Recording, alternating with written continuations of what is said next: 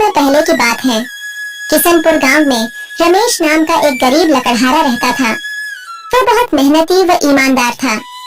रमेश प्रतिदिन जंगल जाता और वहां से लकड़ी काट कर उन्हें बाजार में बेचता था। लकड़ी काट कर जो धन मिलता था उसी से उसका गुजारा चलता था। सुनो जी, तुम कोई और काम क्यों नहीं करते हो? इससे हमारा सही से गुजारा नहीं होता है। क्या करूं? भाग्यवान कोई और काम भी तो नहीं मिल रहा है। अगले दिन रमेश लकड़ी खोजते खोजते घने जंगल में पहुंच जाता है। तभी उसे रास्ते में किसी की पुकारने की आवाज सुनाई देती है। रमेश पास जाके देखता है तो उसे एक जलपरी दिखाई देती है। कृपया मेरी मदद करो, मैं बहुत दिन से बीमार हूँ।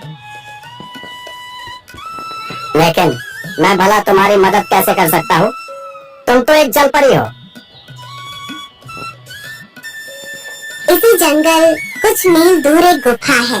उस गुफा के अंदर एक जादुई गुलाब के फूल है, उसे लाकर मुझे दे दो, जिससे मैं ठीक हो जाऊंगी। रमेश जलपरी की बात मानकर उस जादुई गुलाब की तलाश में चल देता है। कुछ समय चलने के बाद वह उस गुफा के पास पहुंच जाता है। रमेश गुफा के अंदर जाता है। जैसे ही रमेश फूल तोड़ने वाला होता है तभी उसमें से एक जिन निकलता है। मूर्ख मानव, तुम यह जादुई फूल नहीं ले जा सकते जब तक तुम मेरे दो प्रश्नों के उत्तर नहीं दे देते। यदि तुमने मेरे दोनों प्रश्नों के उत्तर सही दिए तो तुम यह फूल ले जा सकते हो। यदि तुमने एक भी प्रश्न के उत्तर गलत दिए तो मैं तुझे खा जाऊंगा। ठीक है, पूछो अपने प्रश्न। पहला प्रश्न, वह कौन है जिसके पास कभी तो दर्जन कपड़े होते हैं और कभी एक भी नहीं होता है?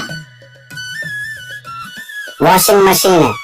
कभी इसके पास ढेर कपड़े होते हैं और कभी एक भी नहीं होते। बिल्कुल सही उत्तर। दूसरा प्रश्न, वह क्या है जो है तो सोने की मगर सोने से भी सस्ती है? रमेश कुछ देर सोच में पड़ जाता है। इसका उत्तर चारपाई है। ये है तो सोने की मगर सोने से भी सस्ती है। तुमने मेरे सभी प्रश्नों के उत्तर सही दिए हैं। अब तुम यह फूल ले जा सकते हो। यह कहकर जिन वहां से चला जाता है। रमेश फूल लेकर सीधे जलपरी के पास जाता है। जलपरी लो अपना जादुई फूल। जलपरी रमेश को मदद के बदले में उसे सोने के उपहार देती है और वहां से चली जाती है। रमेश उन सोने के सिक्कों से अमीर हो जाता है। फिर वह अपना जीवन हंसी खुशी से गुजारने लगता है।